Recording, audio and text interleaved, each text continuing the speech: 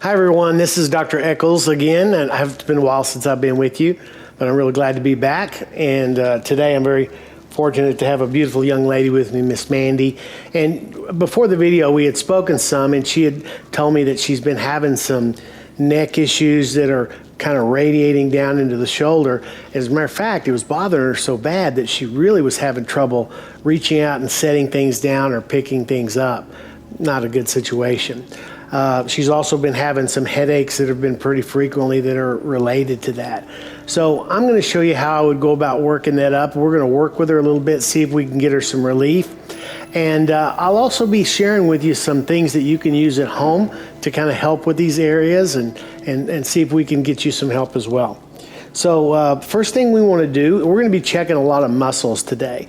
And that's the way that I kind of figure out what's going on.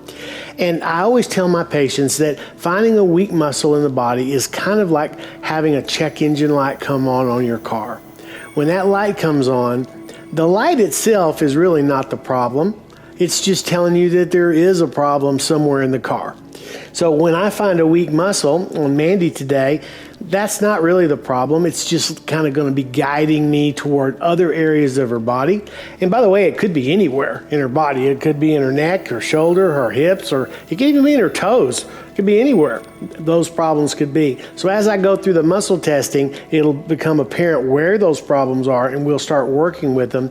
And then hopefully when we're done, I'll go ahead and recheck that muscle that was weak, and if everything goes well, it should be strong before she even gets up off the table.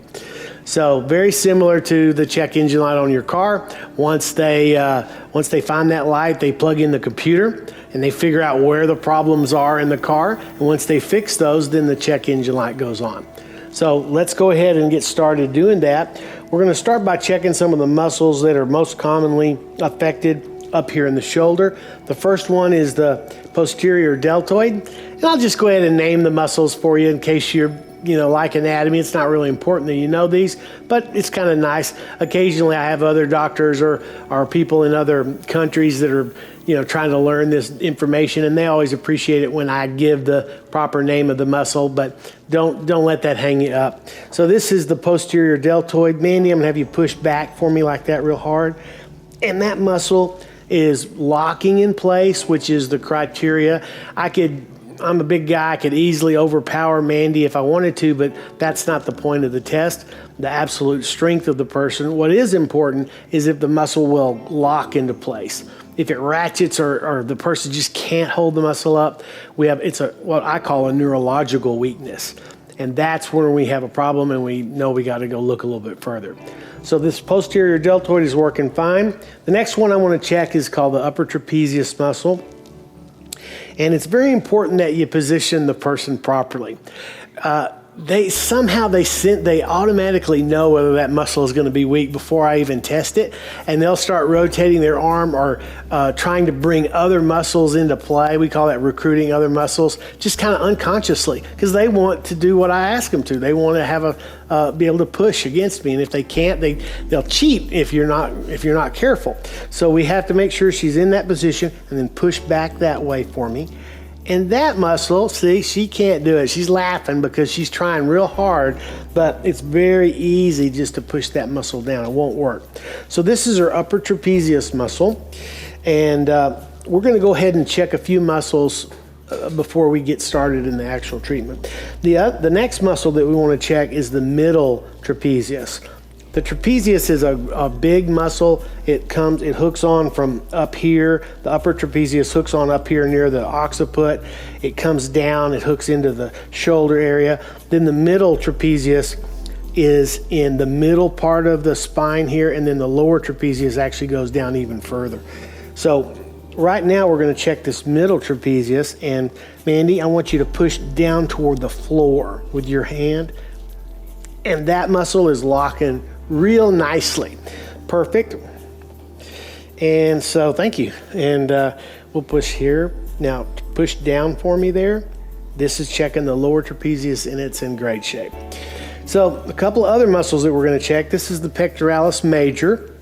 And you'll have them turn like this, and we're going to have you push across toward the window there. Go ahead and push across. And that muscle is real strong. It's working perfectly. The next muscle we're going to check is one of the most important muscles in the shoulder blade, shoulder itself. It's called the subscapularis muscle. And this muscle is the muscle that actually stabilizes the whole shoulder.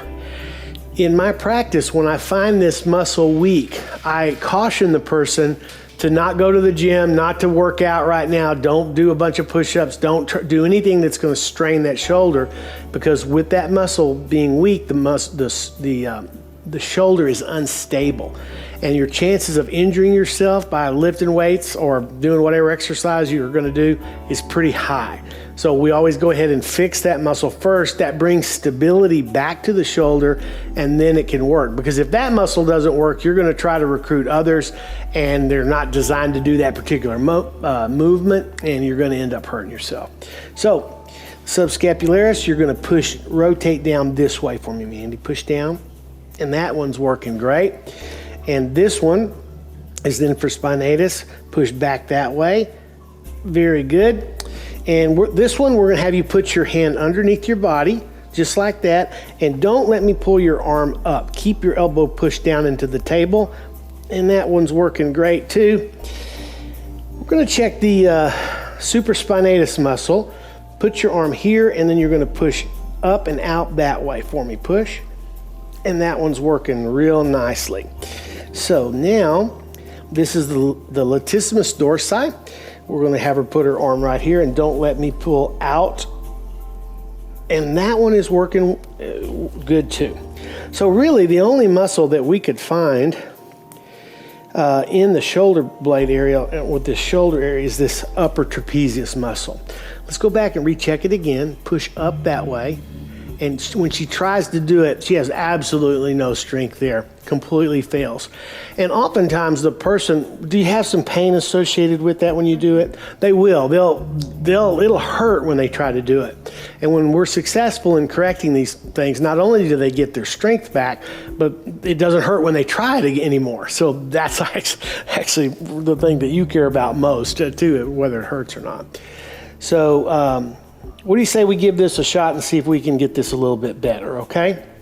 Now to do this is like she's got a check engine light coming on. It's on the car. Now we don't know what exactly the problem is. We don't know why that muscle is necessarily not working, but we know it's not. And that's the little check engine light that's coming on. So now, in this case, I'm going to be the computer, and we're going to do some muscle testing, and we're going to try to find out what different things in her body are causing this muscle to not work properly. So she's going to just hold this arm here for me, push back that way just a little bit, just like that. You've done this before. And then we're going to find out a little bit about what's going on. All right. So she's got an issue. This is called a neurolymphatic point, and it's right there. Is that kind of tender a little bit or not so much? That's right there. There it is. Okay. And that's a real kind of a good sign that you're on the right spot. The patient will tell you, oh man, that's tender. How did you know that was tender there? And we're going to go over here and now, so I'm holding that spot, and I'm also holding where this muscle, kind of right in this muscle, the upper trapezius. And I'm feeling for pulses in these muscles because these points have actually stopped communicating with one another. That's one of the reasons it doesn't work. And by holding these points, the body will reestablish a neurological connection there. And I will know because I will feel these pulses start to synchronize. And when they do, I can move on to the next phase of the treatment.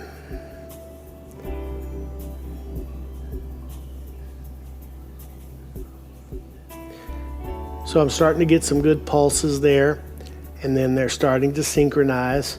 And oftentimes the person will tell you that it's not very sensitive anymore. The pain is kind of lightened up. Is that the case?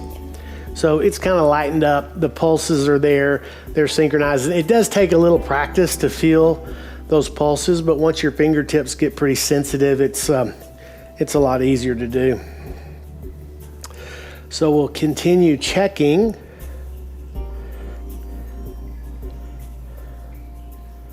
And I'm basically just using the body's anatomy and neurology to help me determine where all of these problems are. And you've got a place in your neck that's out of place. And I might as well mention this. A lot of times people come in and they're complaining of shoulder pain. And I'll say, does your neck hurt? And they go, no, my neck doesn't hurt at all. But yet we find out that the problem is not in their shoulder, it's actually in their neck, even though their neck doesn't hurt. So you've heard me on other videos, and I'm going to say it again because that's so important. You've heard me talk about my little wiener dog, Yoda. If I accidentally step on his tail, it's the other end of him that barks. So you can't really go by where the pain is. If I step on his tail, it's the other end that barks. We may be stepping on her tail up in her neck, but it's going to be barking in her shoulder. And I get a little bit of blowback sometimes from people. I go, no, doc, it's not my shoulder. It's not my neck, it's my shoulder. My neck's fine, Well, trust me, it's not that easy. So she's showing that she has some problems up in her neck area, and I'm going to go ahead and find out exactly which vertebra that it is. Oftentimes, the doctors will just kind of twist the neck or adjust it haphazardly. We're going to be real specific, and we're going to find out exactly which vertebra needs to be moved. We're also going to find out which direction that we should turn the head, and we're also going to find out which line of drive that we should make or which way we should thrust on the neck to make sure that this thing gets corrected properly. So hold right there for me. Good. Okay, turn your head that way, all the way. Okay, turn it back this way, all the way toward me. Let's come over here. Come back to neutral for me. Turn this way.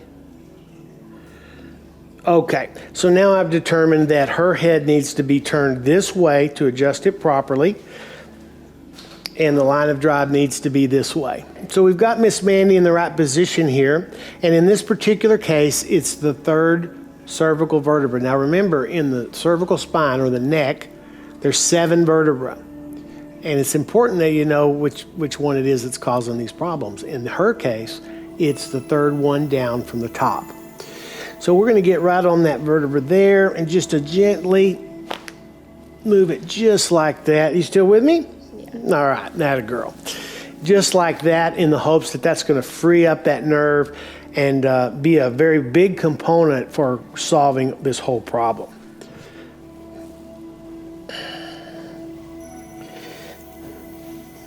Now, we're going to go back and check here again.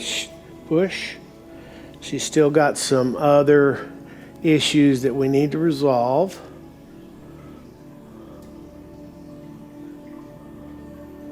Okay.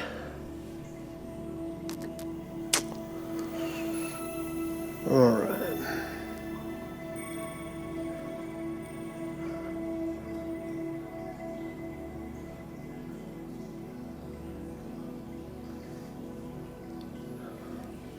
Okay, so a lot of times we find problems in people's feet that are affecting way up here in their shoulder. And in her case, she's got what we call the third metatarsal. If you look at the bones in the feet, they're those big bones that are down here that your toes are connected to. So in her case, her third metatarsal is out of position.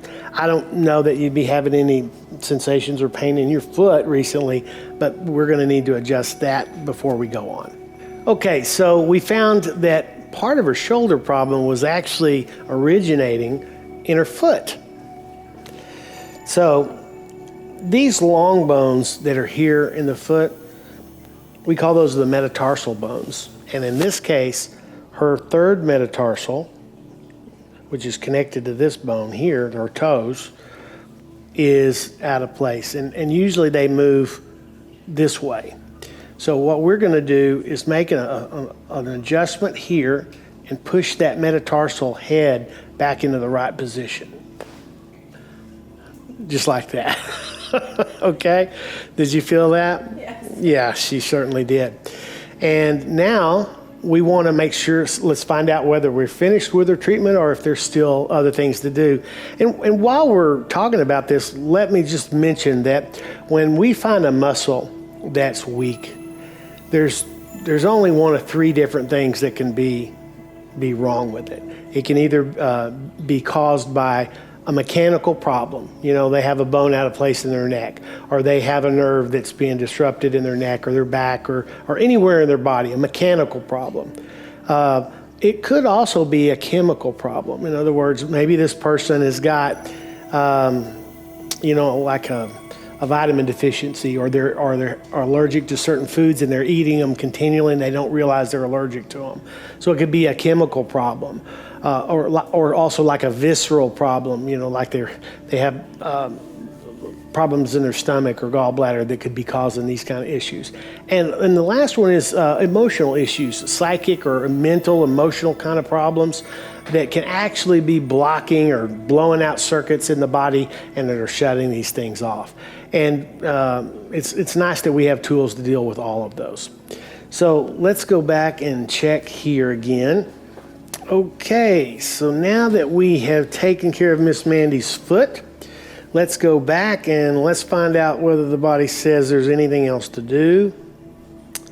And when their arm goes weak like this, I mean, normally she'll be able to hold it up, but in this particular instance, she's not going to be able to.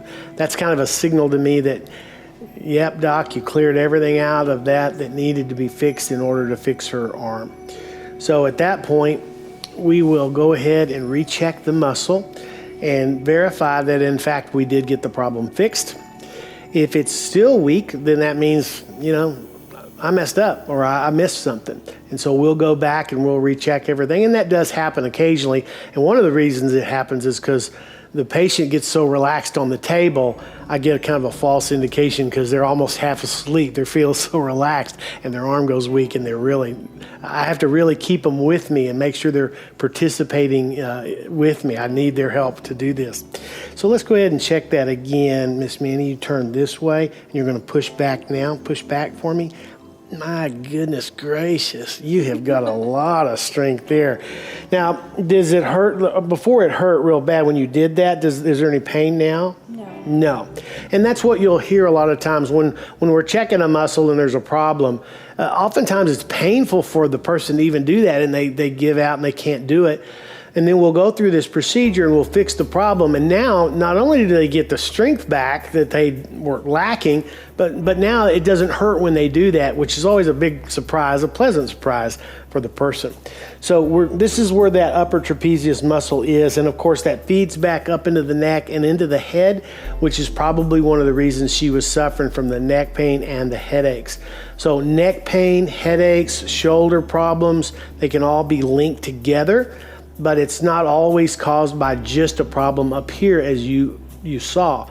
Sometimes there's an issue in the middle part of the spine. We didn't find that on this particular visit, but we did find some problems down in the feet that were contributing to this.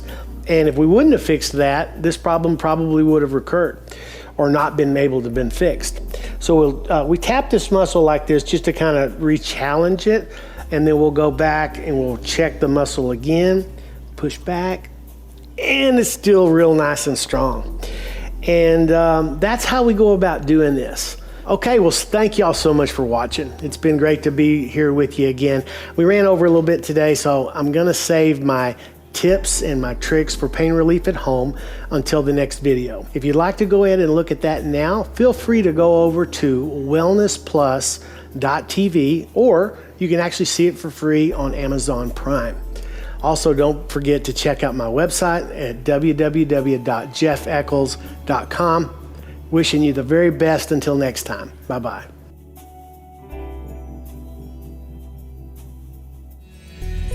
With hundreds of videos that you can stream on virtually any device to help you reduce stress, lose weight, or just improve your health and well-being overall. At wellnessplus.tv, we are dedicated to helping you on your health and wellness journey. Join wellnessplus.tv to find hundreds of videos to help you improve the health of your body and your mind. WellnessPlus.tv. Get well, feel better.